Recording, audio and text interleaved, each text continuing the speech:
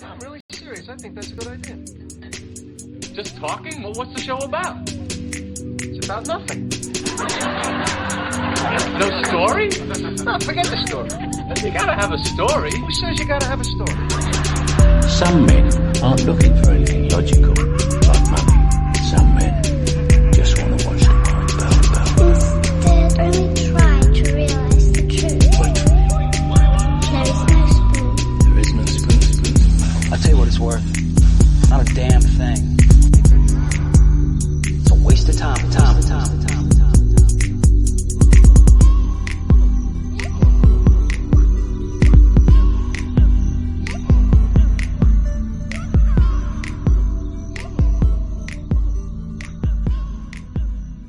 Welcome to Frivolous Fandom with Mike and Kev. I'm Mike. And I'm Kev. Let's get into some nerd stuff. Today's topic will be BA Beginnings. And in case you cannot infer what the abbreviation stands for, BA stands for Badass. And as we like to avoid swearing, if at all possible, we are going to abbreviate it. Unless we get really turned up on something, we try to avoid the foul language. So Yeah. we'll be referring to these people as BAs. Now, Yeah. this isn't necessarily a top 5 or a top list. We just picked out a bunch of introductory scenes for characters. We're dealing with the intros. Yes, we want to deal with the intros, and the reason why I want to focus on these intros is because one interesting thing that we noticed when we are watching these movies is that the introductory scene, they talk about first impressions, you know, and how you don't get a second chance at a first impression. Well, with these scenes, they just do something so, like, off the wall and ridiculous. Over the top and out of this world. Out of this world, that for the rest of the movie, from that scene forward, they could literally do just about anything, and you'll buy it. You'll go with it. It's a plot, I mean, to an extent, get out of jail free card. Right. It actually is, because if you just do something so ridiculous to start, that's the only context that we have for these characters. So from there on out, they can do anything. They can, go anywhere. They can pull a grenade out of their pocket. We're not going to ask any questions. We don't question it from them. And then we shun people who ask questions because of it, too. And the only answer is, dude, it's because so-and-so. yeah, exactly. You don't Batman. Yeah, come on, man. It's Daryl Dixon. Right. Yeah, of course he has It's it. Daryl, bro. Of course he just destroyed that whole legion of zombies. He and would saved them. carry a grenade in his pocket just in case the tank rolled into the thing, you know? Right. So, without due delay, first character is the Operative from the movie Serenity from the Firefly universe. Yes, so I've only seen this movie once, and I've never even seen Firefly, and I don't remember most of the movie, but I remember this scene because it was such an effective introduction. So the character that we're focusing on for this, his name is simply the Operative.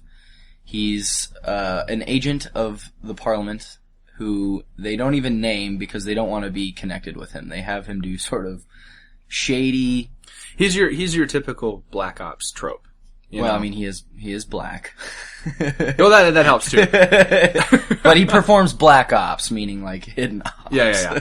He's your I mean, just like in most governments have a special operations branch of the military that doesn't, they don't have a designated unit number.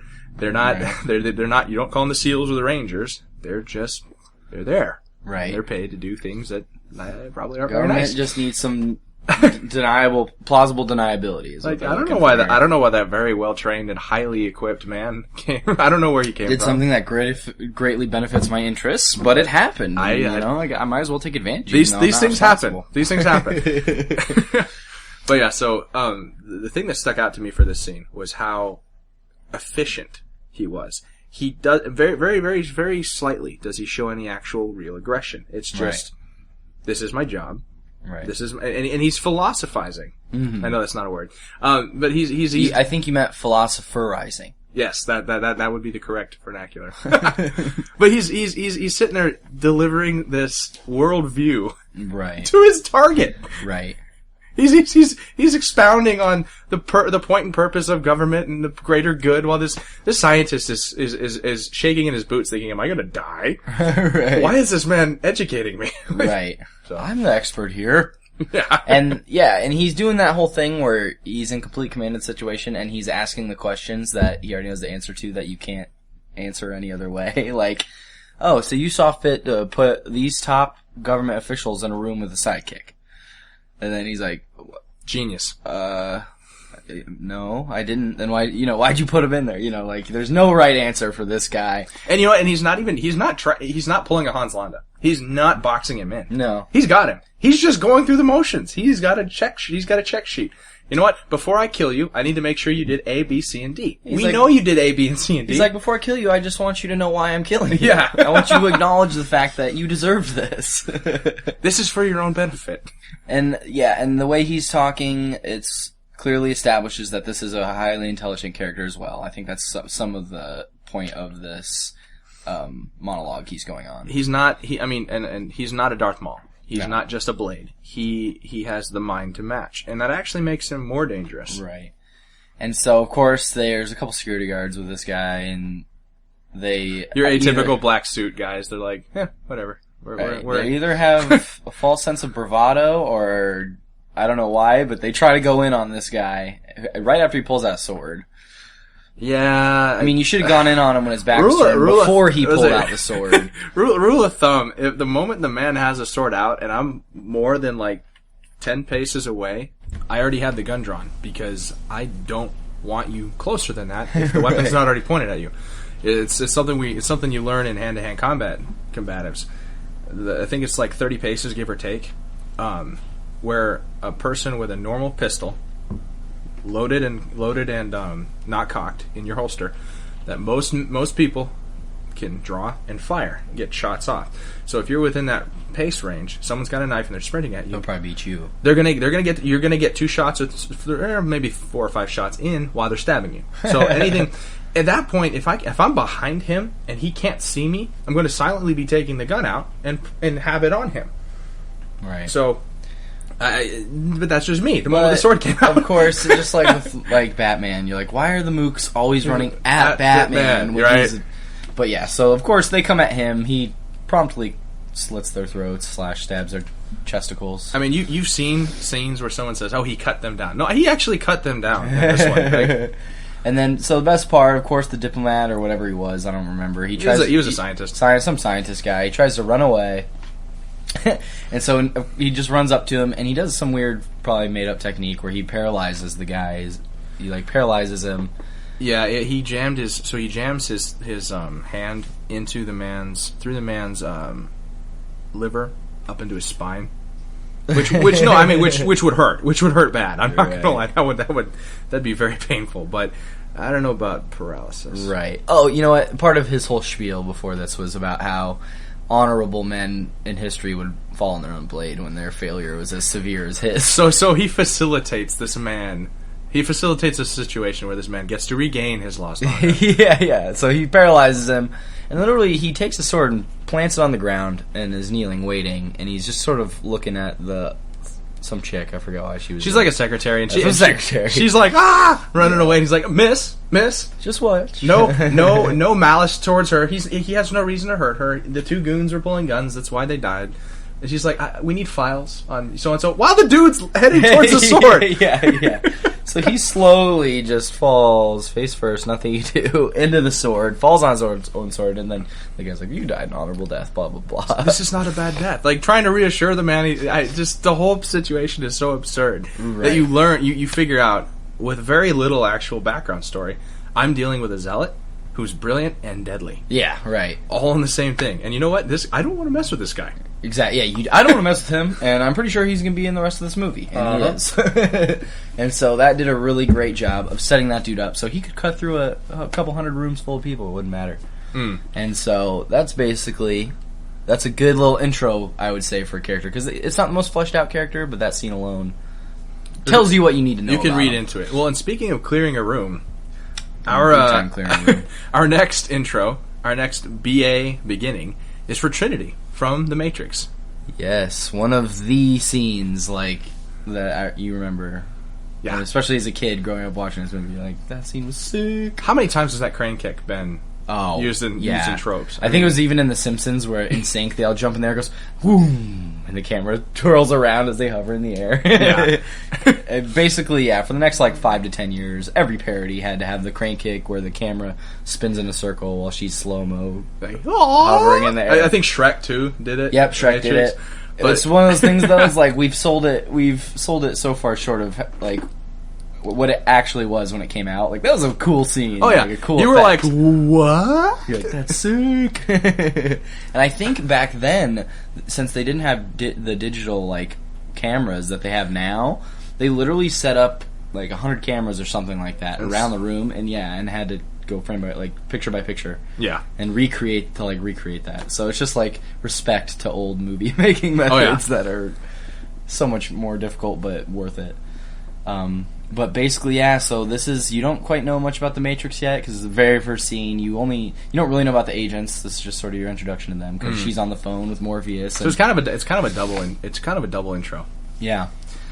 But a little bit of the building the world, and then also building this character, yeah.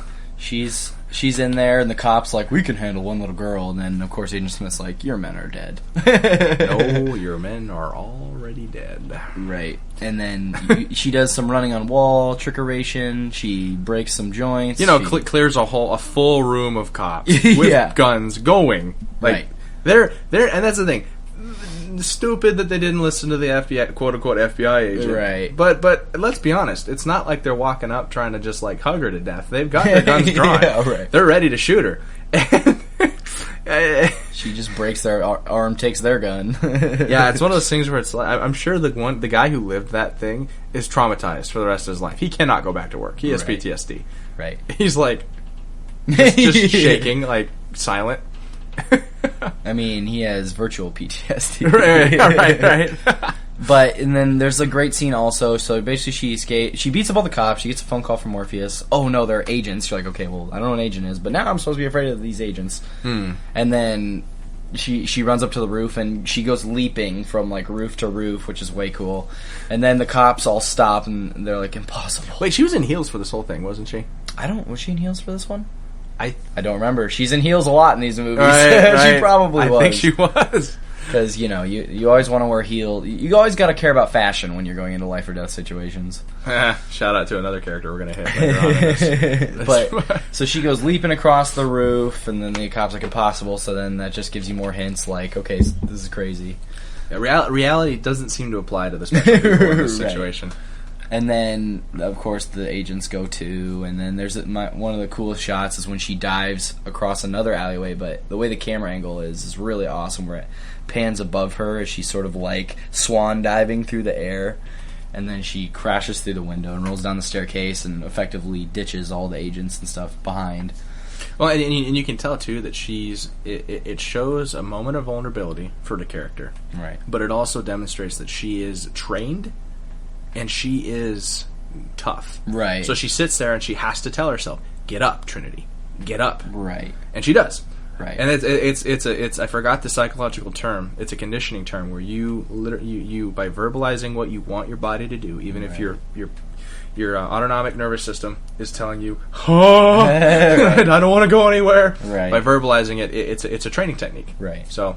And I feel like she's got to pep herself up and remember, because when she's going through all this action and her she's just fearful as she's going and the adrenaline's going, she kind of forgets that it's fake. You know what I mean? And I think she's like, okay, this is the Matrix. You can do anything. Right. And she does. She gets up. She goes to the phone booth, and of course you have the stare down between her and Agent Smith as he's inexplicably in a semi-truck.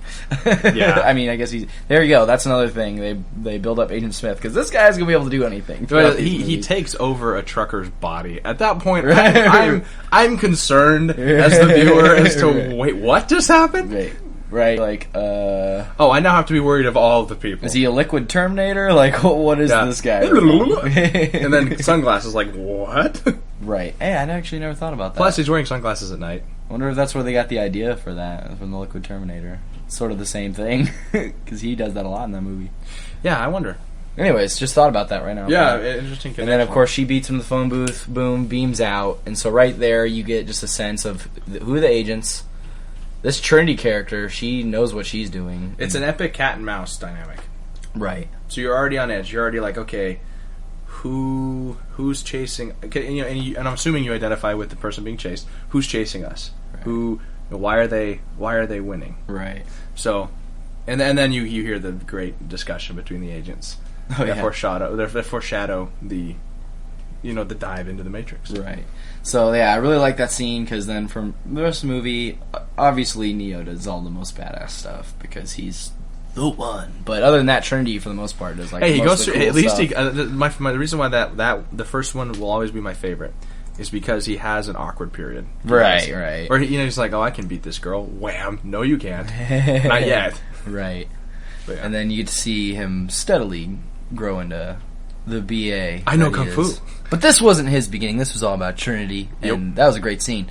So now moving on, Mike, you're going to have to do a lot of prefacing for this particular scene because I don't know it. Okay, so this is for the character red-haired Shanks from One Piece. He is a Yonko, which is a warlord from. So preface, just in case. Okay, so One Piece is a. We are probably having an American audience. Okay, no. So for all those of you who are Most not people otaku and anime watchers, this is a character from the series One Piece, which is a pirate series. So this man, and not surprisingly, is a pirate, and he's one of the big pirates. When you meet him initially in the series, he doesn't get showed that way. He's shown that he's a tough guy, he's strong and all that, but he's kind of a goofball, whatever.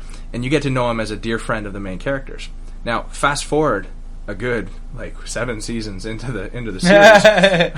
Yes, and One Piece is that large. They're barely halfway done, and it's been I think a decade and a half at this point. So, but that's why those shows are so daunting. It's like, oh man, like House of Cards. I'm now a season behind because they released the whole season 2 in one day or whatever, and I'm like stressed out about that. And then you guys are like, you should get into One Piece. I'm like, okay, I'm only 400 episodes behind. Yeah. That's just a lot of stress. Oh yeah, you're like, oh.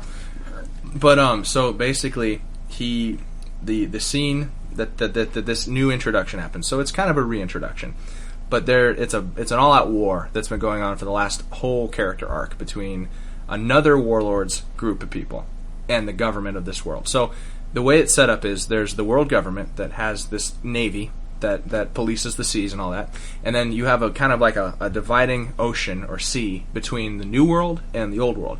Now the new world is where all the badasses hang out. You have to be strong to get there, let alone rule there. And there's 4 main warlords that rule this part of the world. The thing is that the only reason they haven't ganged up and beaten the government is that they're all kind of enemies. So it's a weird balance of power. They don't want to rule together. They want to rule themselves. I'm assuming. Exactly. And so what happens is there's one of a important. You know what? I mean, it begs the question: how many real friends does a ruthless tyrant have? Ooh, do they have any? You know what? Think about it. Did Stalin have a lot of friends? Well, he killed most of them, so I would say not. But, that's another podcast. That's yet another. But so basically, a war started between another major player and the government, in which the main character's adopted brothers involved, yada yada yada. And so this war's been going on. Major characters have died. It's turned into a real fight fest. Real bloodbath. Everything's going to hell in a handbasket. And right as the main character... What does that saying mean? Quick side note. You know what? I don't know. Hell in a handbasket. Why is it in a handbasket? That makes it seem really contained and not that bad. It's a condensed hell. Yeah, I'm like, is this an all-out hell? Or is this just a little piece of hell in a basket? It's a little sliver. It's a little taste of it. Here's your sample. Here's a roll. That's just a little roll of hell right there. Out of my handbasket, where there's more hell. I have more. Okay, well, I'm not going to go near your handbasket. I'll just chill out here. Perfectly fine. But so the everything's gone awry, and the main character is in trouble, and then in walks Shanks, and he basically stops everything. And this whole time, you know who he is. You're like, oh, it's this guy. What's he gonna do? And all these you just see him sort of in the background of stuff. No, he appears, and I'm trying to tiptoe around spoilers. Okay. Here, spoiler alert. Let's just go full spoilers. Yes. Okay. So full spoilers. So I think if they're 400 episodes behind, Mike, this is true. This is your fault, not mine. They missed the bandwagon. So Shanks appears and prevents an admiral from killing the main character, Luffy, and this admiral's just destroyed two of the most powerful characters so far in the series. He gets to turn his body into lava. So he just killed a really powerful character that can turn himself into fire. Because apparently lava beats fire. I don't know how that works. But he's about to kill him, and then this dude, all he does, he has no powers. No superpower, devil fruit power. Draws his sword and blocks his fist. Prevents it. And the other guys... So the guy stops Lava Man. Yeah, with his sword. Just his sword. Right. And the guy has one arm, by the way. So is he like solar powered? What beats lava? Well, that's the thing. You come to find out it's hockey later, which is I can't go into that. It's too. But apparently, he's skilled enough in this mysterious art that he can block him, deflects them, knocks him back. Lava Admiral doesn't keep swinging. He stops and goes grrr, and then suddenly you see the rest of this guy's crew has appeared. And everything, all the chaos, everybody stops what they're doing and looks at them. See, now, this is where I would say the hell went into the handbasket. Yeah, now, it got drawn back in. Yeah. But I know that's not how that saying actually goes. And so basically, the two leaders from either side are like, "What are you doing here, Shanks?" And he's like, "I'm here to stop the war." I'm sorry, what? And he tells the head admiral, Sengoku, and he also tells a third player who's been wreaking havoc, Blackbeard, "We're done. This is it. We're done. You're done fighting. Enough people have died. Government's already technically won this war. Anybody dying at this point is pointless. So here's the deal. I will join the side that gets attacked next. And we will destroy you." And so both sides are like, mind you... So basically he's just like an opportunist? Basically, he's like, whoever gets attacked, I'm just going to pile on with them. Yeah. And wipe people out. And that's the thing, though. And initially that kind of downplays the gravity of him being there. But, oh, by the way, another warlord tried to come over here and wreak havoc on the way. I knocked him... I just flicked him off like a flea. I prevented him from doing it. Mind you, none of his buddies are beat up. His ship is fully intact. He's like, I stopped them on the way over here. Right. And so any people who are skeptical... I brushed that dirt off my shoulder. Are like... Here. And this is another character named Kaido, and he's no joke. And so they're like, wait, you just... Kaido. Yeah, you did what? And so anybody who's ignorant of how powerful this man really is, they're now worried. They're like, ooh. And so finally, everything comes to a standstill. And he goes around to each leader and goes, "Do you want to fight us? No? Okay. Do you want to fight us? No? Okay." And it puts a pause. And up until this point, you've heard that Shanks is a warlord. You're like, okay, cool, whatever. But this is the first, because characters that have been wreaking havoc the whole time, just destroying massive amounts of people, right, stop and go, put their hands in the air and go, "Yo, I don't want any of this. I'm good." Right. So, yeah. So... Then he's a major player from then on out. Yeah, okay. And the cool thing about it is it's a cool way to introduce a character into a world that you've already an established environment. Like some of these other movies that we've talked about, it's like one of the first scenes of the whole movie. So these scenes they set the character and they set the world. This is a character that actually reshapes the world. Yep, in a way. And you get your bearings more because these are these characters that the main character has met throughout his journeys. They've been holding back. Mm-hmm. And it's a weird concept. So you're like, wait a minute. That guy was that... I mean... so we're about to go over 9,000 right now. Yeah, no, that's the thing. You've looked at him and you're like, wait, we were drinking buddies. Right. And you can destroy the world. Oh. Right. That's like the one kid that you went to school with and became a pro athlete. Right. You're like, huh. Wow. All right. So... I want to get into One Piece. I really do. Maybe one day. Maybe when I'm retired. Start it early. Maybe when I'm retired. Yeah, get your kids. Like Tiger Woods. They put a golf club in his hand. You need to put One Piece in your child. Well, okay. Set up a treadmill. Actually, no. Set up a treadmill. There's cross dressers and lots of blood and guts. So no. Set up a treadmill for your child to keep them in shape, but then put on copious amounts of One Piece as they grow up and get them started early. Yep. So that way they'll be a One Piece prodigy, and then they can write the sequel, Two Piece. Oh no. Cue it, Two Piece. So, keeping sort of with the reshaping the universe, we'll go into these next few characters. We're gonna hit a little triage. What does triage mean? Triage is prioritizing of something. Okay, so we're gonna hit a little trio actually of characters. Well, I think it's prioritizing on a scale of 1 to 3. So for triage, like in a hospital, like you have fine, which is green. You have you're kind of done, which is black at the bottom. I'm not going to bother. And then there's the one in the middle, and I can't remember what color it is. It's okay. We'll do a triage in chronological order, though. So we're going to start with the Joker from. I don't think you need us to tell you what movie, but from The Dark Knight. Why so serious? That which doesn't. What does he say? Which doesn't make you kill you. Yeah, stranger. Dong. So the scene that everybody loved, obviously. You want to see a magic trick? That's not the scene, Mike. That is a completely different scene that I wish we could go into. Yeah. But that's the next podcast. But this scene, obviously, is the bank heist. You don't even know who the Joker is for the majority of this scene, which actually does that much better of a job setting up this character. So, you see the whole master plan coming to shape. All of these guys that he's hired are killing each other off. So, instead of 8 shares, now we only got 7. Blows them away. That just happens till they're down to, 3 people. I guess I love how the last guy decides, okay, I'm rocking the boat. I'm taking you out. I know you have to take me out. Right. At what stage... Why did it take? Did the other guys not know? Right. Okay, I'm immediately skeptical of this whole situation. Well, one of the parts too that I love is that scene actually shows Joker's improv capabilities because the one guy goes, "How many shots? Or is he out? Is he out of ammo?" Because the one bank teller, the BA bank teller, he tries to be the hero. This is a Falcone bank. Nobody what are you needs doing another in here? hero, man. Yeah, the guy tries to be the hero. He goes, "How many shots was that?" And you still know it's the Joker, obviously, but he goes, "Is he out?" And he goes, "Yeah, he's out." And then the guy stands up and he gets blown away. Joker saw an opportunity. He's like, "I'll just get this guy taken out." Yeah, that'll do it. One down. I'm pretty sure he didn't write in his master plan, wait till the guy has 1 bullet left and my crony so helps show you that this Joker guy just knows how to manipulate a situation. He's the only thing more dangerous than someone who's good at making a plan is someone who's good at making a plan and then altering it on the fly. Right.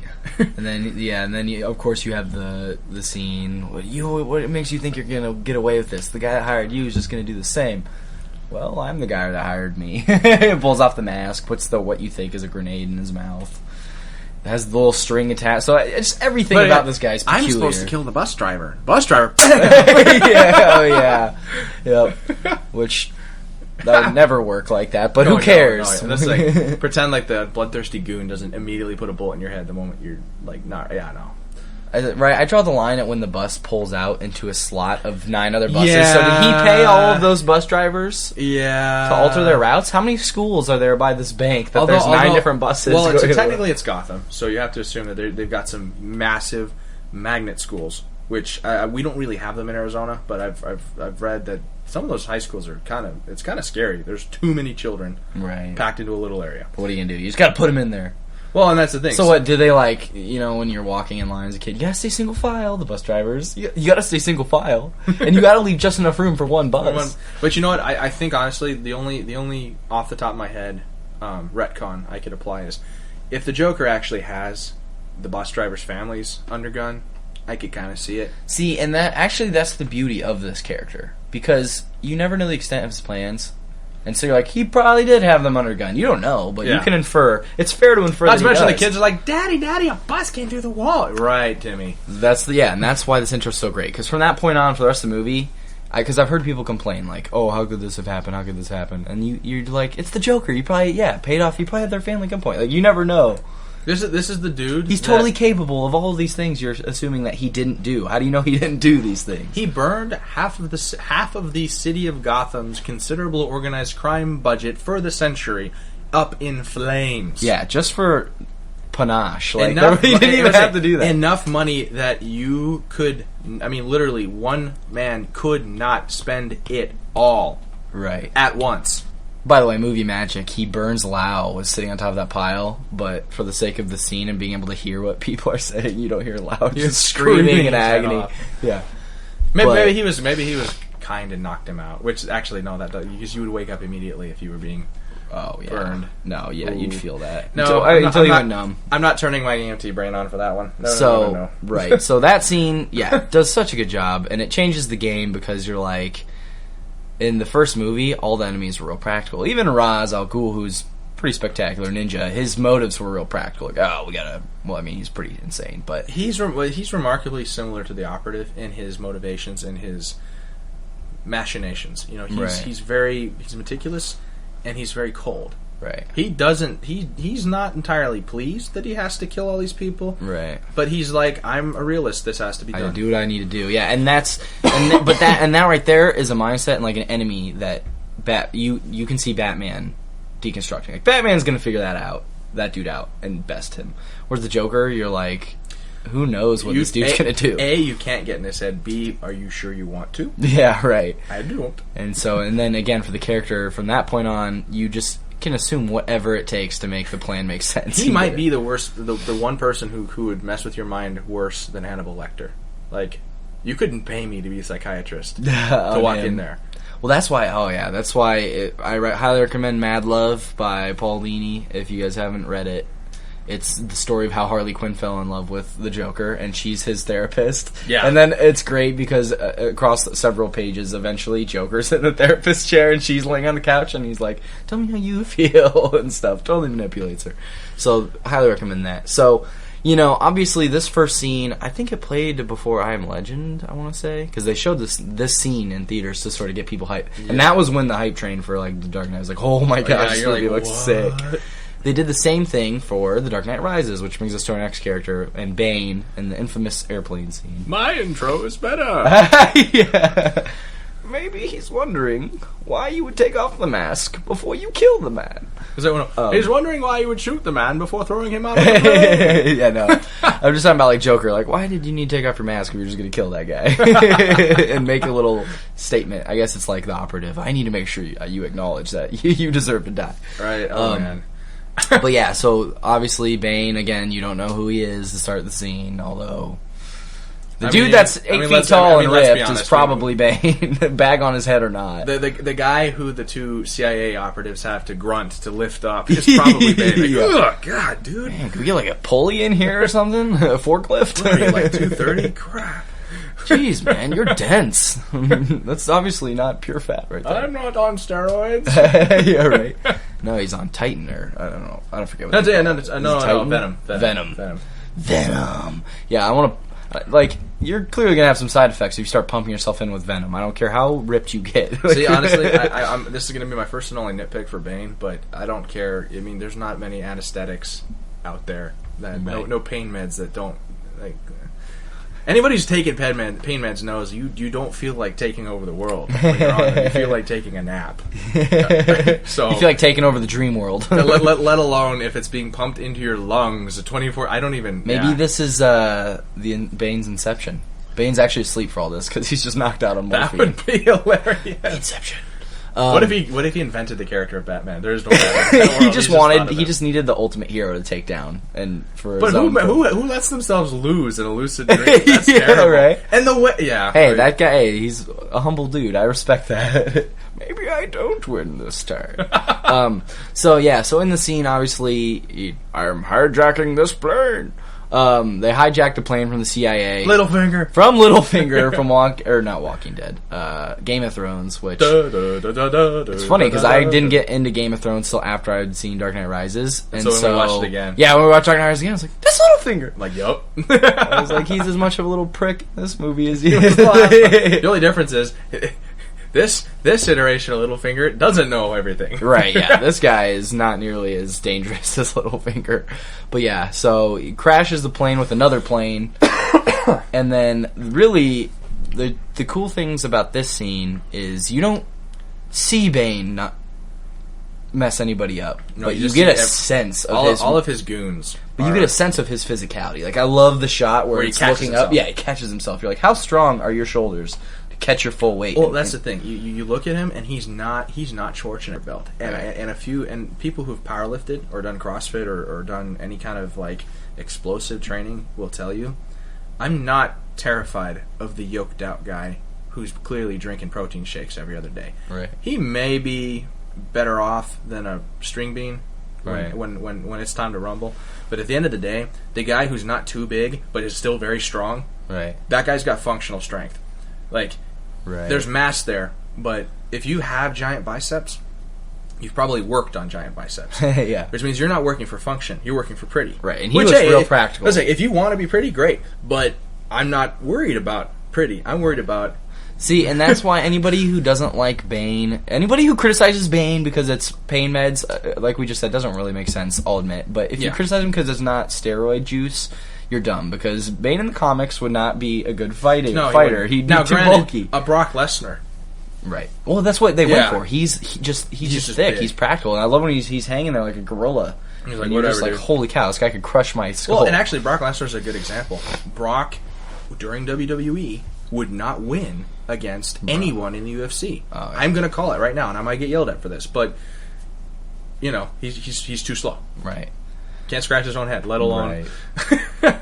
Well, then the other best part of this scene is when Mike, your favorite line, "Has the fire been started?" The fire rises. Right. Now, everyone that doesn't know what's happening in that scene just thinks, They're quote, it's Dark Knight Rises, the fire rises. Cool, that's cool. No, it's actually a really cool line because you're seeing the sense of No, Bane. brother! They must find a body! Oh yeah, they're expecting one of us on the wreckage, brother. You see, but you get the sense of that Bane is like a visionary leader. And you get the sense like, oh man, all these guys are willing to die for Bane. Well, yeah, because Evil Merc doesn't argue. Well, Evil Merc sits down, straps up, ready, cowboy up, ready to go. He's like, are we starting something?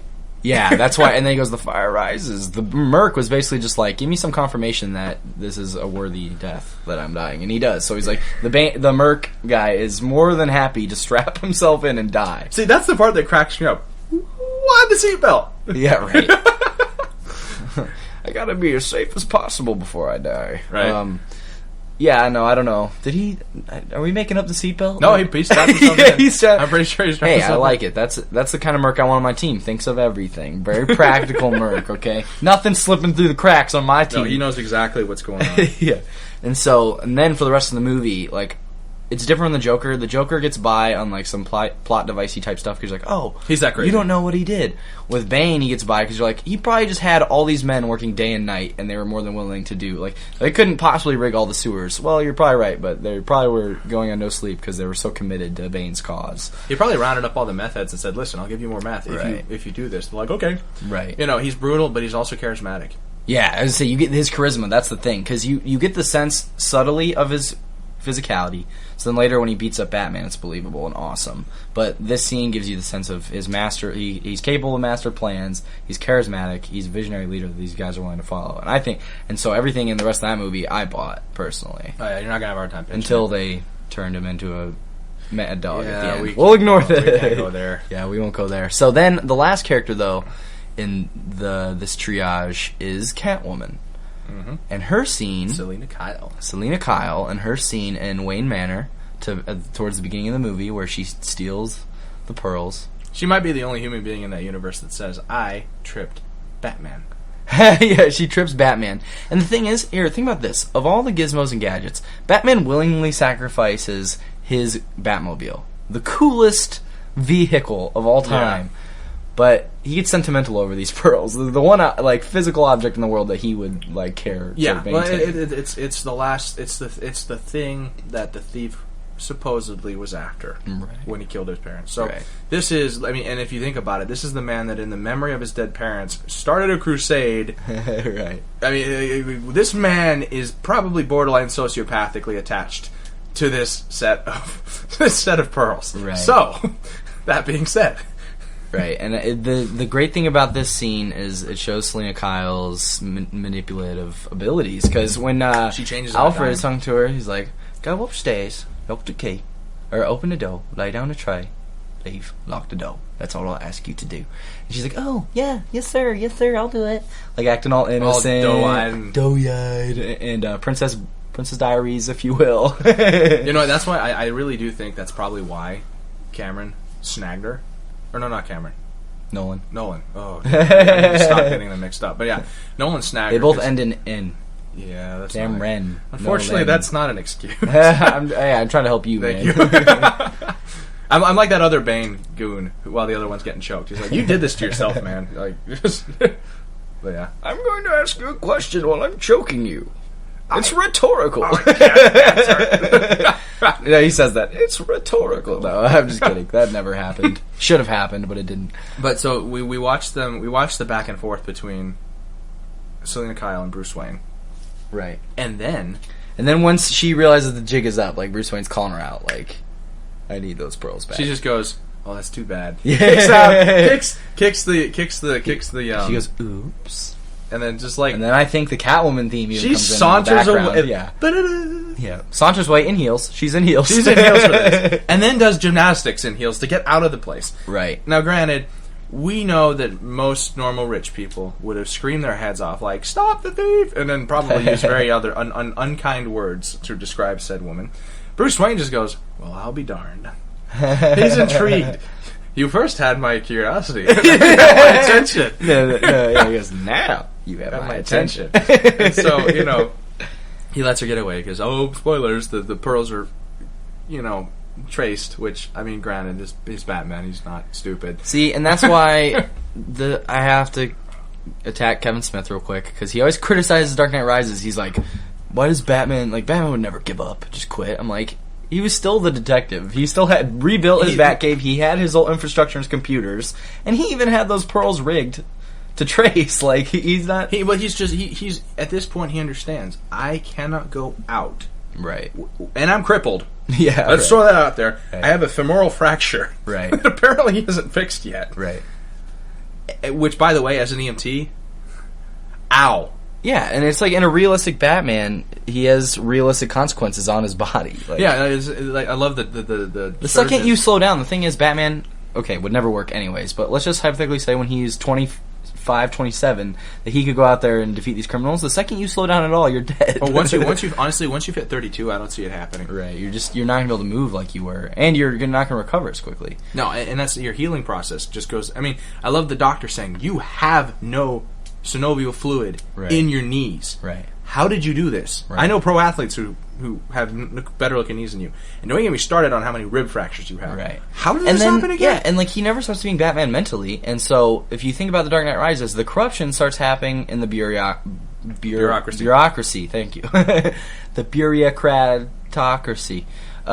It's happening there. Batman was never one to change things politically or change the landscape. He wanted to get the grassroots movement going, and he did, and things got better. So it's a calculated, intelligent move. I can't go outside without getting shot by the cops because they think because I wanted them to that I killed all these people. Right. I'm a demon now. Right. The city doesn't need me to be out and about. Right, and it totally would contradict his own story if he's saving the day as Batman for the next 8 years after he's supposedly killed those people. People would already. I mean, honestly, I think people would have already. I think it would have been interesting had Nolan put in like a few people protesting at the thing, saying like this doesn't add up. Because some people read conspiracy theories into things that clearly aren't. Right. What about the one that clearly has like, wait a minute? So Batman goes on a 5-year crime-fighting spree without one death, and then kills for it.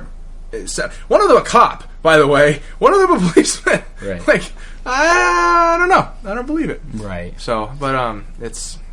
So that's my thing. Never stop being Batman. So, yeah, and Selina Kyle does get the best of him, kind of, but then he gets the best of her. Well, but then she gets the best of him. Well, you notice she's not surprised when he tracks her down.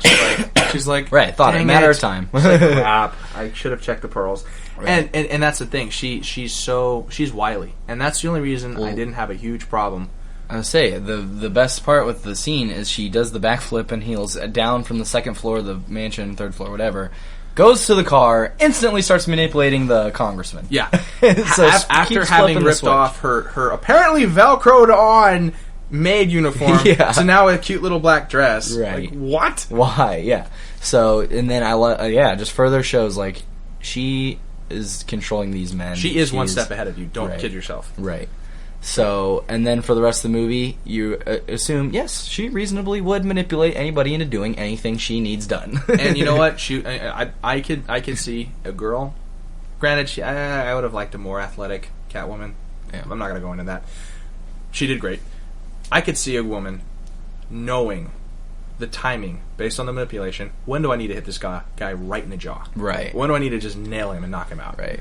You know, Once I've lowered his defenses because he's looking at my bosom, I sock him in the I'm jaw. going to trick you into being stupid and cocky. And you're out. Right. Good night. So, yeah. So, that's the triage of characters from the Dark Knight. Speaking of femme fatales. Yeah, and then, so, speaking of femme fatales, this next femme fatale was not wrecking people's lives in heels. This is a much grittier and more realistic take on a woman who I believe would whoop me. She would whoop my behind. And we are talking about Sarah Connors in Terminator 2. So technically we're cheating. This is not a character introduction, but it is a character introduction. Well, it's an introduction to this iteration. It's the first Sarah Connors you get to see in largely what I think would have been a standalone horror flick. Right. Was a trashy 80s girl who happened to be important later on. Right. Literally, that's the extent. She sprinted away. Her only job was to live and give birth to John Connor. Yeah. This is actually one of the best female characters I've ever found because it puts somebody in a situation, in a fantastic universe, with unrealistic, that we know of, Cyberdyne is real. Right. You know, a fantastic situation, but it puts her in real terms. Mm-hmm. I am shouting to everybody, the machines are coming to kill us all. Right. I've talked to somebody from the future, and you should all listen. I have ran from a machine that tried to kill me from the future. That serendipitously ended up in a trash compactor machine. Right. No evidence, of course. None. And so, basically, she's not crazy, but she has no way of convincing people that she's not crazy. and what do we do with crazy people who are willing to be violent to case their point? We throw them in an asylum. Right. And tie them down because that restricting people's movement and doping them up always helps them, their mental state helps with the improve. healing process. Yep. Well, but the scary thing about her is because she's not actually crazy, you're only going to make things worse by giving her psychotropic drugs. Right. You're not going to help. Right.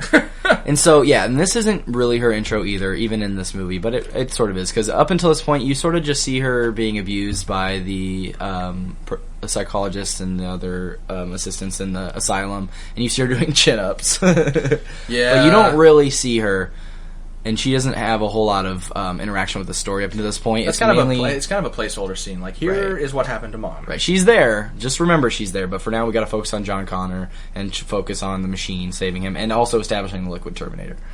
So this scene, though, I forget how she gets the key or whatever, but she ends up breaking her shackles when they're at night when they have her strapped down. She has a hair clip.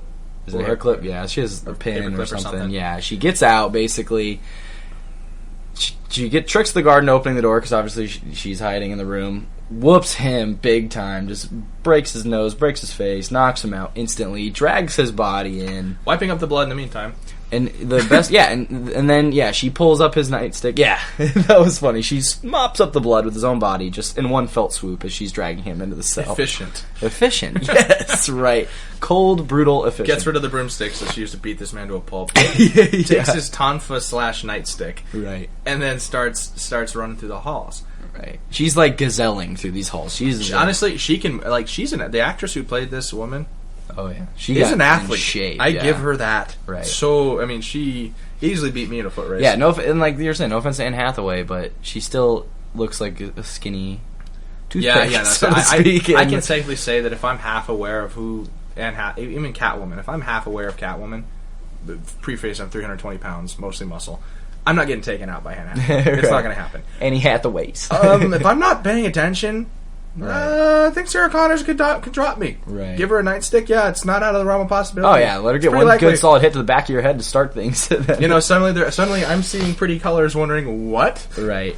And then I get hit. And this is the thing: Anne Hathaway's character from Batman is going to nail you really good and move on to the next thing. Sarah Connors is not going to let you get up. She's going to hit you in the head. Ruin your life, so to speak. 3 more times at least in the head to make sure you're down. Right. And that's one of my favorite parts. The next guard she runs up to, he's kind of like, he turns around, she throws the key ring that she took off the first guard at him because she doesn't need him for the moment. She kind of make him swat that. Runs up, repeatedly wallops him in his midsection. Nails him right in the solar plexus. Like 4 times. Like once would have done the job to take out the breath, but she literally probably breaks a couple of his ribs, crashes him over the back of his head, and he's down for the count. And that's and that right there, that one sequence is why I love this character, because she's not doing backflips and cartwheels and spinning back kicks and stuff. And she is dispensed. She's not tattooing people through the halls. No, and she's not ballerina kicking. Yeah, I mean that's the thing. I think she's not pirouetting. Well, that's the hard thing. I'm assuming for most male writers trying to make a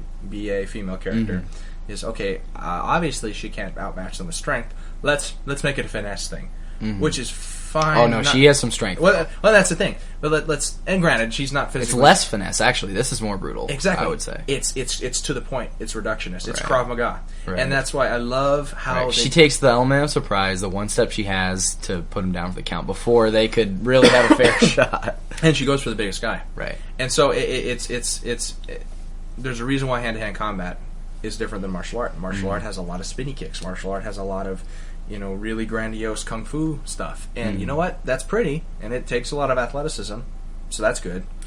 But you're bringing your hand in an elliptical pathway Right. away from your body. Right. Against someone who's kept their hands as a shield the whole time and have a shorter straight line to hit you. I don't care how fast you're doing the curvy thingy. I'm going to hit you first because Right. I'm the shorter distance. And so it's the reductionist form of fighting that I could totally buy a girl taking advantage of the fact Right. that the dude is like, okay, come on, honey, let's go back to Right. Whoops.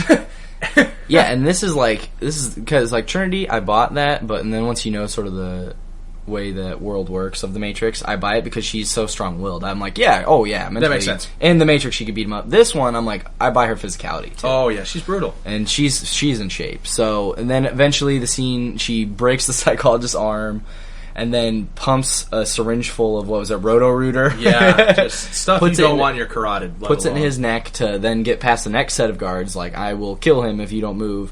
And the way she's very commanding, like, give me the keys, unlock the door, lay down, face the wall. She doesn't care. She at this doesn't point. care. She is just full beast mode at this point. Well, the term when she looks at him, he's like, "You don't believe any of this stuff in your head." She's like, Oh yeah, no, that's what she says. Have you been yeah. paying attention, dude? Well, yeah, she goes, the machines are coming and we're all dead, or we're all gonna die anyways. And she goes, you know I believe it, so don't F with me. And then it's like, logically that makes sense. Like, I'm not even trying to convince you right now that I'm right. I'm just trying to point to you that I believe I'm right and I will do this. Yeah, so if you So at that point you're like, okay, whatever, just do what she says. not to mention, honestly, if you're a psychiatrist, and I'm thankful that these kinds of people usually don't exist.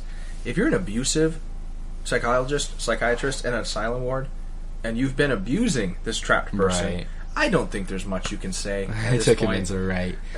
And so, yeah, so I love the scene because it basically sums up her transformation. She's not the same Sarah Connor from the first movie. She is now a full-fledged BA, and it really sets up all the scenes later on, like when she raids Miles Dyson's house and is, like, fully capable of handling full assault rifles. You buy it all. You're like, oh my, yeah, of course she would be able to do all this stuff. Well, and on top of that, any person with an automatic weapon that has enough intent and enough the element of surprise, I mean, it's not crazy. Right. I mean, the guy was a computer programmer, too. Yeah, he's not expecting this stuff. And you know what?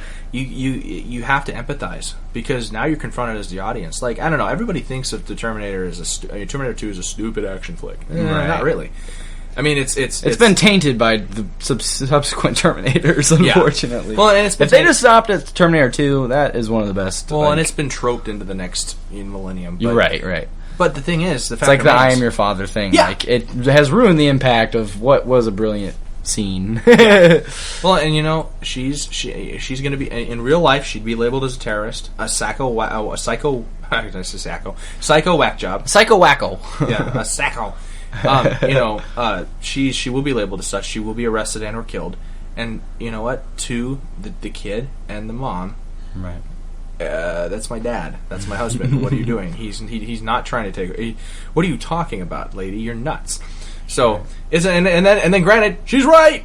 We know this. She's right. It'll happen. There's a giant robot who's been killing things for her this entire time. It validates her argument. Right. And it's like, okay, so she kind of does have to kill him, but that would be bad. Right. Like, we don't want one guy to die, even if it saves the whole world. Yeah. But because of James Cameron, they figure out a way to prevent Judgment Day without killing the guy. Although the guy does die. Spoilers.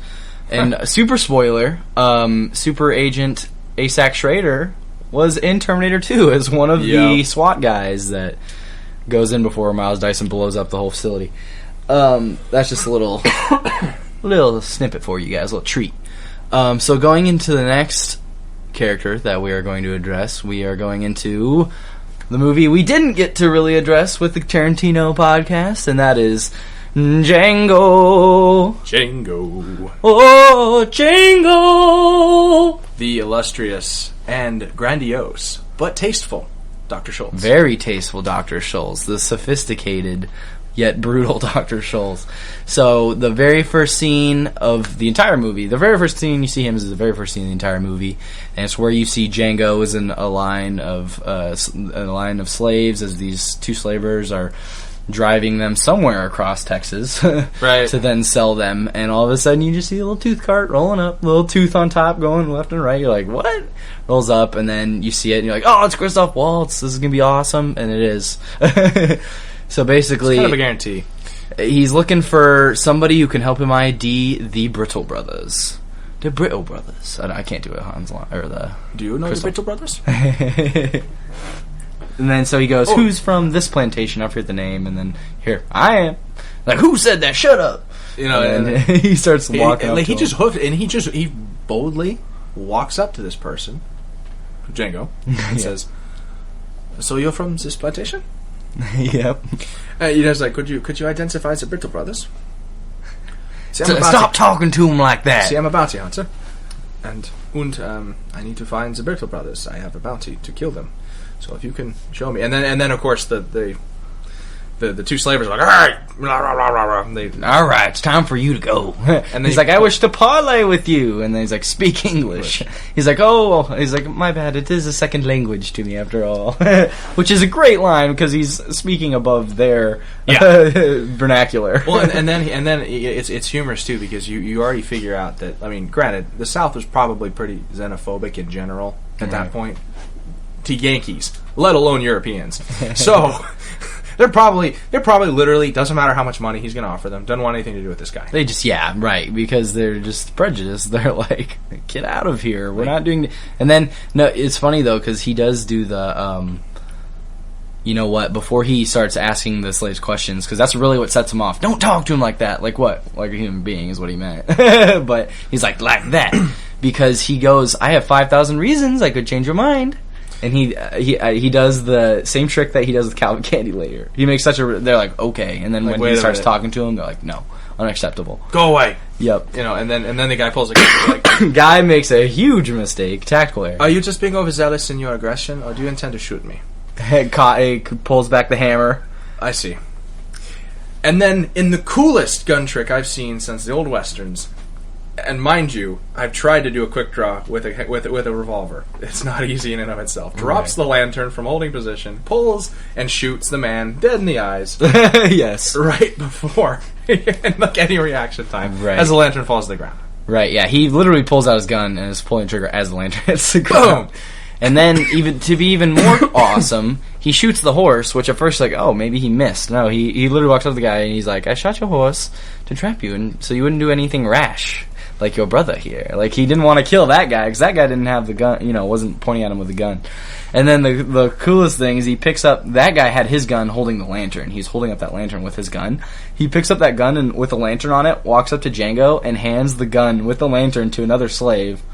Because the slaves are like, not going to mess with this guy, clearly. Because A, they're pretty sure he's freeing them. He just killed the man who is in the quote-unquote power position. Yeah, right.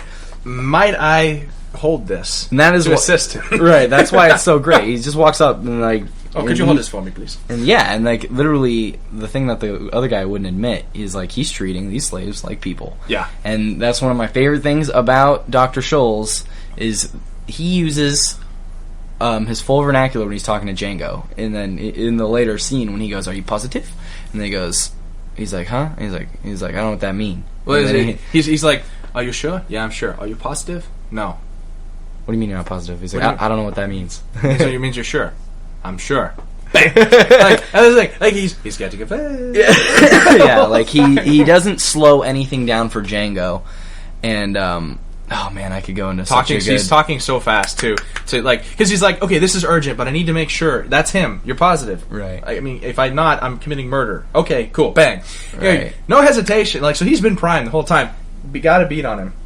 And that's why I could go into a huge social debate here about why my favorite thing about Hans Landa is he doesn't slow things down for the slaves. I mean, Dr. Shulz. I keep doing that. For Dr. Shulz, because he doesn't slow things down for the slaves. He talks to him just like he would anybody else, and he treats them just like he would anybody else. So that's why I hate when people, like, are overly sensitive about racism. Because I'm like, by trying to not be racist, you're actually setting this person apart. Yeah. You just need to talk to them like normal. Yeah. And you know what? It's not even unbelievable, too. Because, like, the problem with you grabbing a northerner is then you're playing on the North is benevolent and the South is not trope, which wasn't accurate. Right. A lot of people in the North were just as not kosher with black folks as anybody else. They just didn't like the slavery part. Right. A European, like at that point, most of those countries had abolished slavery. Like especially France, England, Deutschland. I don't know if they ever really dealt with it as much.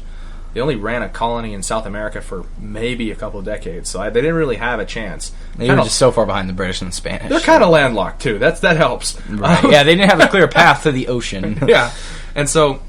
He's Deutsch, and so he's like, of course, the people. Why wouldn't I talk to them like they were? Right. And he's just he is who he is. He's brilliant. He's not arrogant. No. He is the magnificent bastard. Just like he's it's a trope, by the way. Yeah, it's actually you should probably preface that. Yeah, it's a trope archetype that deals with somebody who's just really effective at everything they do. And even the people that are their adversaries have a begrudging respect for them. Right. The term comes from Patton, which I'm pretty sure he actually said this. I'm sure a history buff will correct me if I'm wrong. Right. But when he was dueling Rommel in the desert, after he beat him, because Patton was a fan of Rommel, he'd gone to his seminar or his talks about tank warfare, read his book. So he said, "Rommel, you magnificent bastard! I read your book." Right. They're a bastard because they're your enemy, but you respect them. You're like, oh, you're magnificent. Yeah, and so that's the trope name. And so he's the mirror image of Hans Landa. Mm-hmm. Ironically, both from the German-speaking part of the world. I will make the distinction. Hans Landa was Austrian, whereas Dr. Shulz is Deutsch. Although Austrians, the man who plays both characters, Christoph Waltz, is German, who was born in and raised in Austria, because his father had dual citizenship. He has dual citizenship, so he didn't ever have citizenship in Austria growing up, but he wanted it. Considers his German citizenship a banality. Doesn't like the fact that he has it. Finally became a citizen of Austria, saying, "I grew up here, I went to school here, I live here. How much more Austrian do you want me?"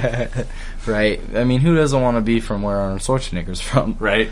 I wish I was honorary Austrian. But they only do this sort of stuff like that for like presidents and stuff. Like, here's a Nobel Prize. You didn't do anything, but just take it. We had no other good candidates this year. No, I'm just kidding. So, yeah, and that scene really... The reason that it's so effective is because it doesn't just show his capabilities in battle, or in terms of, like, quick draw capabilities and lethalness. It shows his methodology. Right. Yep. And that methodology is highly important throughout the whole movie, because the reason that Django... I mean, it's a movie. That's another reason he improves so quickly. But the reason that he improves so rapidly is because the way Landa does it is he guides Django, but he always is sort of like leaving the learning process up to him. So whenever they're going to go to that first farm to kill the Brittle brothers, he goes, "You have to pick your own costume." Like, logically, Dr. Shulz should pick out the costume, because Django didn't even know what a valet was. So logically... I keep want to call him Hans Landa. Dr. Shulz should pick out the costume, because he knows what valet looks like. He's gonna be able to make a convincing valet. But he's like, "No, Django, it's up to you, man. Like, you gotta pick out your own costume." And then Django picks the most ridiculous thing. He picks up the fundamental truth that if you cannot teach true acting, right? You can't. You can learn the process of it, and I'm sure most acting aficionados would back me up on this. You can't really teach the intangibles. You have them, and then you can build the skill set. Right. So he's like, you know what? At this point, if this is going to go belly up, right, it's going to go belly up, whether I coach this guy or not. So you know what? I have to let him feel it out and use his instincts. And I think he does pick up quickly. Like, Django's sharp. Like, yeah, and that's I think that's the beautiful realism of how that transformation happens. Because you know what? Somebody without the blessing of education, without the blessing of expanded knowledge of the world around you, is going to be, in the non-derogatory sense of the word, ignorant. Not in ignorant. You're not just ignorant. No, you don't know. Doesn't mean you don't have your environment. Yeah, it's not like you don't have the capacity. Right, you do. Right, and Django clearly does, and then that's why it's so brilliant. And like if you notice, every opportunity, Dr. Shulz is letting Django take the lead until the point where he's like about to shoot the guy after the raid, and he goes, "Oh, here, you try." Gives him the gun. Oh, and then, where am I, menace? yeah. Yes, and so Of course you want to shoot this man. So, and this all is believable after this first scene. And then I'm going to lump this in there. I kind of consider this one introduction because immediately after him and Django take off after freeing him from the two slavers, the next scene is when they ride into town. And then they go immediately to the bar. Right. Which isn't open for another hour, the bartender reminds them. Turns around, notices Django's black, and is like, "You can't be here." And they kick out the bartender. And then Dr. Shulz just starts serving up beer. Yeah. Serves him and Django up some beers, because he's German, and that's how every German starts their day. No, I'm just kidding. Well, but, he fundamentally understands. My principles are that this young man next to me is a human being, therefore worthy of riding a horse. Right. I'm riding into a town where I'm about to shoot the sheriff. Yeah. It doesn't matter if I have the African-American male on a horse. I'm about to shoot a sheriff. I'm about to kill a sheriff. So this is the minimum. Like, if they're going to hang me, they're going to hang me already. So whatever, ride the horse. I'm not going to... I mean, he only plays along with the charade he considers this stupid segregation and discrimination system. Right. When it absolutely has to be. Well, yeah, and he tells Django that. He goes, I'm not... Personally, I don't agree with this whole slavery malarkey. He's like, but I'm going to use it to my benefit. He's like, I legally am going to keep you my slave just because I need you. But he's like, but if you accept my offer that I'm about to make, we can enter into an agreement where you're not my slave, but you have to agree to this and to assist me in killing the Brittle brothers. And at the end of the day, he doesn't let self-righteousness guide his actions. He has his moral principles. Right. And honestly, he's way more effective for that reason. Right. Because you know what? You're not going to see him coming. Right. Well, and it's cool, yeah, because he's like, look, I'll make you an offer, but if you decline it, you are my slave. But he's like, I don't want you to be my slave, though. So, of course, Django accepts the offer and then learns a lot and makes a lot of money in the process. So. I think... And he gives Django a third of his bounties, which you would say, oh, your partner's, is he being racist? Like, no, he's the expert. That's actually pretty healthy. It's a master-apprentice relationship. Most masters, I don't think, would give the apprentice a third. No, not That's even. pretty good. Maybe 5. Yeah. I honestly, I'm not qualified to say this, but I would assume nearly 5% of... I mean, because if you think about it, Leonardo da Vinci had hundreds of people come through his shop as apprentices. You know what they did for a living? He would paint most of it, get bored, go to another, and they'd finish it up. Right. And they got paid jack squat. And they also aren't known in history. Exactly. So... And then one of the things, though, that I noticed also in this scene where before he shoots the sheriff, where he's giving him the beers, that I don't think most people notice. This is one of the subtleties of Tarantino. Tarantino's stuff is so over the top, and the gore and everything, and the music and everything is so over the top that people don't think he's subtle, and they actually miss the depth. They don't think he's a very deep director. I mean, Kill Bill, I guess, has more depth than people willing to give it, but I'll admit, pretty flashy, shallow movie. Pretty bloody movie. Yeah. So, the scene, though, where Shulz is giving him the beer, Django looks at it, and he sips on it, and you can tell, actually, by looking at his face, he kind of holds up the mug and looks at it, and you can tell he's thinking, oh, that's beer. And I just realized that I was like, holy cow, that's Django's first beer. Because when else would a slave have ever been able to drink a beer unless they, stole one? But... probably not. Certainly not a field hand. Right, and they don't comment on it, though. That's why I don't I bet you most people don't even notice this, because all it is Jamie Foxx's facial expression. So that's why I'm like, Jamie Foxx, such a good actor. Oh, yeah. He really is. And so, I appreciate that. And then, it totally kills the sheriff. And then I love it, because the town scatters. And then he goes, come on, we should wait inside, he says. And he would have the retractable pistol. Oh, right. He would. At that point, you're not surprised by that. After watching his lantern quick draw antics, you're like, oh, yeah. Alright, fair enough. He would have something up his sleeve. He doesn't have the darkness. Because that's the thing. If I've got a beat on you with a shotgun, right, and you go for your gun, I'm blowing your brains out. Right. Or your chest, at least. Yeah, that's why he dropped the lantern. And so you're like, wait, what? Oh, crap, bang. Right. Whereas, you're in broad daylight. Right. You're not going to win that quick draw, probably. Right. So, I'm going to go, bang! With a little pop-out gun. I know it's a terrible sound effect. But, yeah. Pop!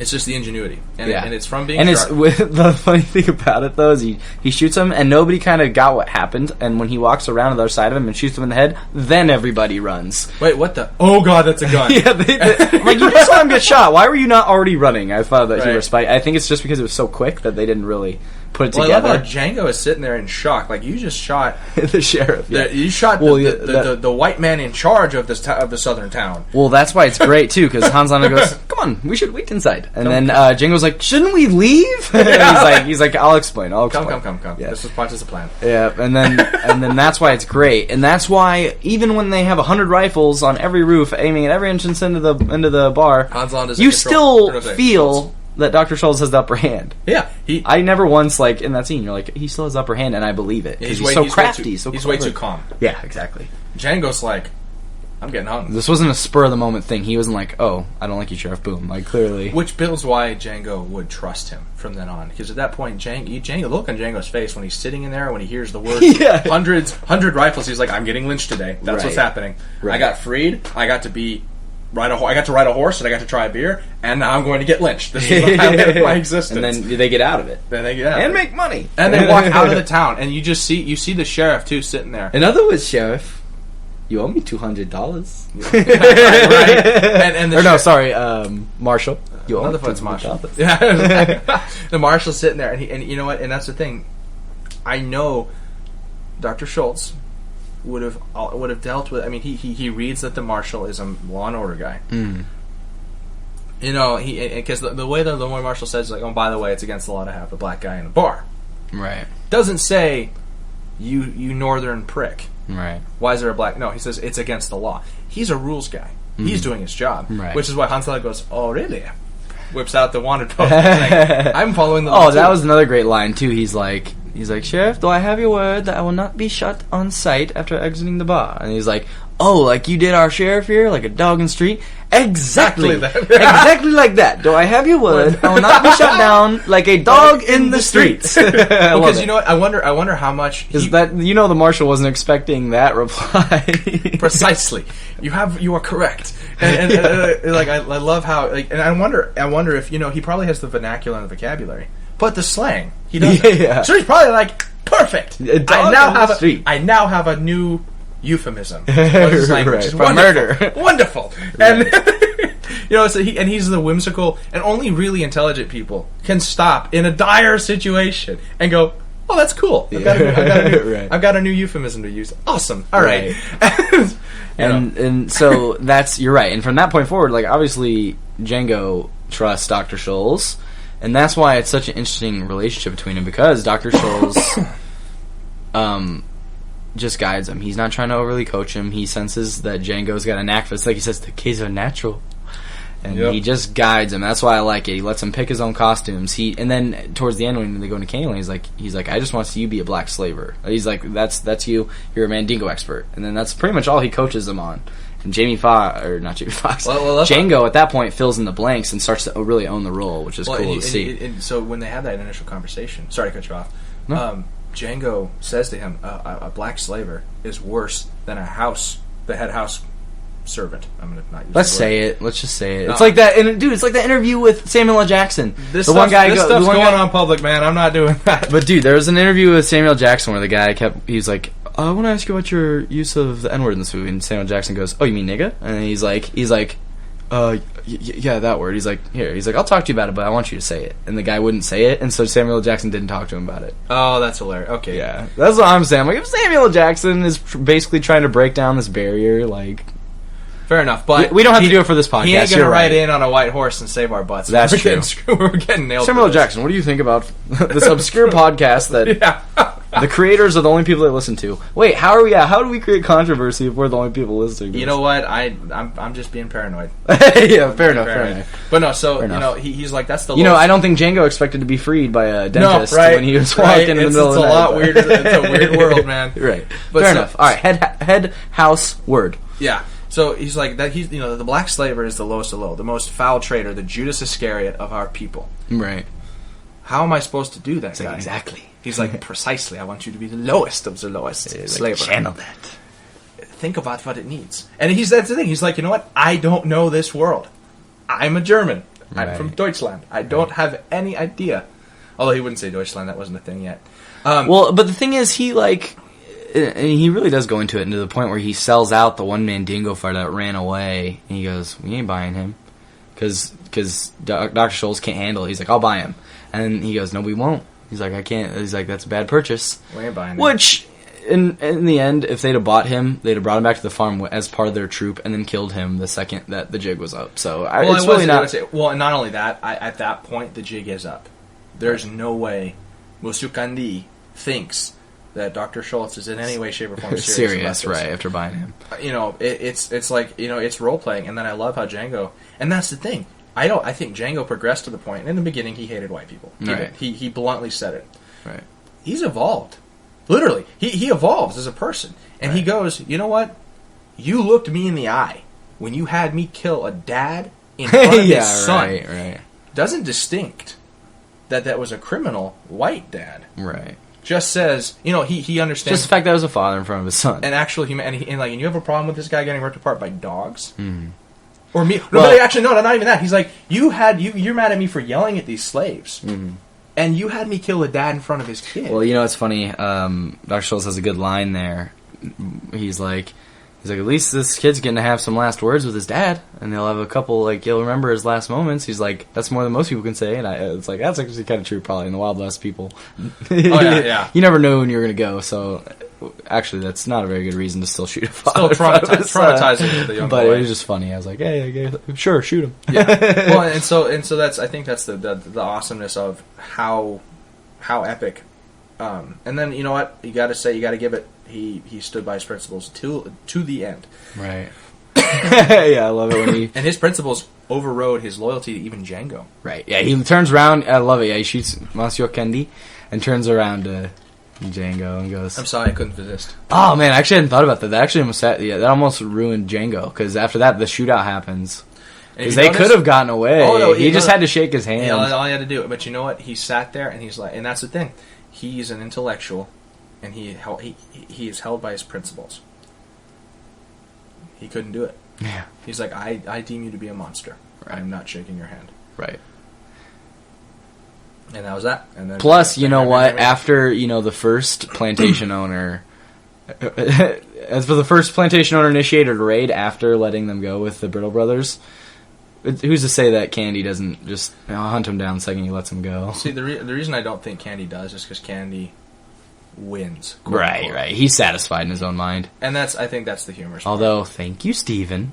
Because that's the only reason Candy even caught on. Candy was completely oblivious. Yeah, I wonder how many people really picked up on the fact that Steven was the actual villain. Right. Such a good performance. But that's not the character, so that is right there. All that stuff, we actually just talked about the whole movie. But it's such a good movie. And it's all set up in the first scene where you freeze Django, and then the second scene in the bar. Just totally shows you his ideology, his mannerisms, and his method for doing things, as well as establishing his lethality. Lethality. Lethality is it? Yeah, it is. Okay, cool. Well, but actually, his efficiency. Efficiency, yeah. It's cold-blooded, but it's not malicious. So that is Dr. Shulz. We got one more character for you guys. The most iconic. The most iconic out of probably ever. I don't know how you can do better in any movie. It had partially to do with the timing of it and everything. It is our favorite scruffy-looking nerf herder. And we don't need to go into a whole lot of detail because you guys know the scene. And you know. And you know who shot first. You know. You know who shot first, and it does not change your opinion of them one iota. Not at all.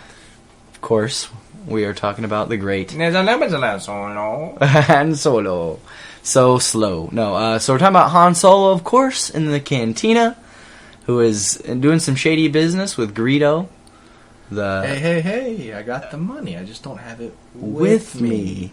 So calm, so cool, so collected. Such an opportunist. Because and literally, he does. He's like, okay, well, I'm going to see if I can avoid violence. My co-pilot is literally talking to the person who's going to give me the cash. Right. You can look in that direction. Now, mind you, Greedo is half savvy to who he's dealing with. Right. So he goes, no. Yeah, that's why he pulls the gun. He knows Han Solo's probably not going to give him money. With me. Right. Most notorious smuggler in the galaxy. Right. As far as in basic canon, let's say one of. Yeah. Because remember, the less a man makes declarative statements, the more likely he is to not look a fool in retrospect. Yep. I actually, my Wikipedia file turned on, and I know at least 3 that are more. No. Too far. No expanded universe talk, Mike. But, you know, Unless it's nice to the little public, but that's another podcast. That's another deal. But, so it's literally, you know, he shoots him. He does actually pull Dr. Shulz, though, because he waits till Greedo pulls out the gun, and then from there he's like, okay, I'm killing you. You point a gun at me, blows him away. Under the table, too. And that's the thing. The one thing that I love about that is he's like, okay, he didn't tell me to take my hands in the air. Yeah, dumb idiot. You're stupid. Right. And I think that's the irony. And it makes no sense that he would wait for Greedo to shoot first. No, why would he do? I honestly I think the problem is that Lucas did a heel face turn in his actual storyteller persona. Right. He wanted heel face turn is when someone does a complete 180 in what they're going for. That's another trope name. That one makes sense though. Yeah, Hell of a handbasket doesn't make no sense. But no, so Lucas was trying. The problem is Lucas immediately jumped onto the kid, wholesome cash cow, which in and of itself I don't have a problem. He doesn't kill unless he has to. Which is funny because honestly, you have to. Yeah. You at this point. Yeah, I'm not going to Jabba. You know what? Dude's gonna put me in carbonite. No. Do you know why he had Han Solo shoot second when he did the retcon? He added that stupid scene where he steps on Jabba's tail, but we cannot go into that. Yeah, that's why. Yeah, that's why. But anyways, I'm pretty sure if Solo saw Jabba, he is the coolest, most collected guy. But if he saw Jabba, he would run. He wouldn't try to talk to Jabba. No, you run. You get the heck out of there. Yeah, because Jabba's not going to talk at this point. No, and so at this point, he's like, you know what? I have someone to pay. I'll be able to wire him the credits. I'll be having him off my back. Hopefully, get some business out of him still. He's still freelancing, and that's the Jabba's like half like, okay, whatever. There's a bounty, and that's the thing. Jabba respects Solo. He's like, all right, I'm gonna put a bounty on you to put some fire under your butt. Get me the money. You know, so he expects Solo to evade the rookies. He hasn't made it Boba Fett status yet. And you notice that, you know, they don't hire Boba until Darth Vader gets involved. He's like, I'm done. I'm done. Give me Boba. I'm sick of these washed up third tier bounty hunters. Yeah. But yeah, so that scene, shooting first, so calm, so cool, so collect, sets up everything later to the point where he can do anything. Like, of course, it's gonna work when he does the old tap him on the opposite shoulder so they look the other way and run by him trick, because only he's gutsy enough to even try that. He's got the gumption. He's got the gumption. He's got the gall. And the giant walking carpet. Yeah, well, and he's got a backup that'll rip off your arms. I love that. Well, no one gets mad if a droid loses. Droids don't tend to rip your arms off. Yeah, when they Wookiees are known to do that. Right. Which also would have made sense when Wookiees defeat the Empire. But we'll file that under Han Danger first. Captain heading over. So yeah, that'll be in our Why Lucas Sold Out podcast. Totally different. Yep. But yeah, so I mean, really, there's not much more to say there. It's just like as ridiculously silly as all of the scenarios that happen on the Death Star later in that movie are. All excused. I run with them now because I believe that Solo is this BA. He's sharp. He's sharp as a tack. Yep, exactly. And so, you know, that's all we really need to say about that. I think Solo's the definitive. Yeah, he's the of this trope. He's the apex. He's the pinnacle. Right. He's the creme de la creme. Creme de la creme. So remember that, all you storytellers. If you want to get away with murder, just make a ridiculously cool scene for your character to start. Yep. And it's the hard middle line. You got to be subtle enough to have where you don't explain everything. Right. You got to let them fill in the blanks a little bit. But it's got to sting. Right. It's got to be heavy. Right. Got to be heavy as a sack of marbles. No, that's not very heavy. Sack of flour. Oh no! Sack of popcorn kernels at Harkins. You get to hoist those 40-pound popcorn bags, and you just dunk them in. Crush your soul because you're like, I'm working for $1 an hour right now to haul these around and get yelled at by old people that don't. Contributing to diabetes and heart disease. Yeah, right. Congratulations. Right. So much sodium in this, you don't even want to know. My blood pressure went up by holding it. So there you have it. That is this week's podcast. We unfortunately couldn't get a guest this week. That we hope to get a guest as often as possible. Next week we should be coming at you with the guest, so expect that. But we're happy that you guys tuned in this week, and if you made it this far, we appreciate it. And hopefully we'll hit you with some more frivolous knowledge. Mm-hmm. What's the word, Mike? Help me out. A unnecessary delving. It's irrelevant. It's going to be frivolous. Quandaries. It's going to be frivolous. What does that mean? I don't know what frivolous means. It means pointless. Oh, then yeah. Then He yeah. frivolous. Thank you very much. So, Like, follow, comment, do the works. do the works. Do the works. Do the works. Hang on, I'm making up a Drake hook right now. Do the works. Do the works. Come on, give me some drums, Mike. Do the works. Django! Do the works. And Django. And did the works. Sorry, that's probably how Drake comes up with his music. Just repeats a phrase over and over again. Adds a little bit of drums. Boom. And now we're alienating Drake fans. Nah, dude, I'm a Drake fan. No new fans. No new fans. No new fans. No. Anyways, peace out, guys.